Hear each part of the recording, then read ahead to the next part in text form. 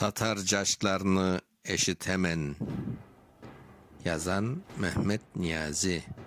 Okuyan Mustafa Şansal. Eşitemen şu Kırım'da, Kazan'da, Orenburg'da, Türkistan'da, her yakta Tatarlıkını coymak için tırışkan bir kuvvet var, kolu kanlı, kalbi tas.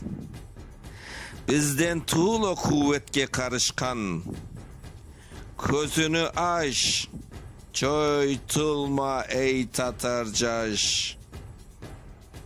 Abaylap jür, avdarılgan car bolur.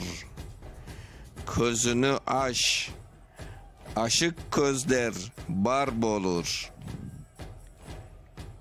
Eşitemen akmaz bolgan dereler, kesek kesek kanga tolgan alay cer. Nurlu gözler, tırnaklarman oyulgan, Tatarcaşı eş bunlarga tözülmey. Tatarlıktın yıldızları coyulgan. Şay bolsa da kene ümit üzülmey.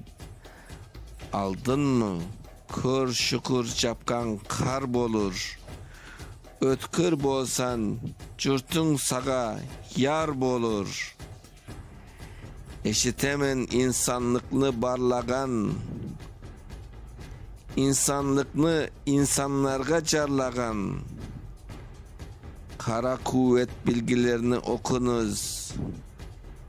Ezgenden son toktatkan akkan su. Şu bizning kanımızdır Tatarcaş. Şu sebepten tişleri kırmızıdır. Emgenleri ana yurtundur. Gelir bir gün o kanlarını kuyaş. Korkma, bir gün bar bolursun. Doğrul biraz aldına jür, Tatar karlı bolursun.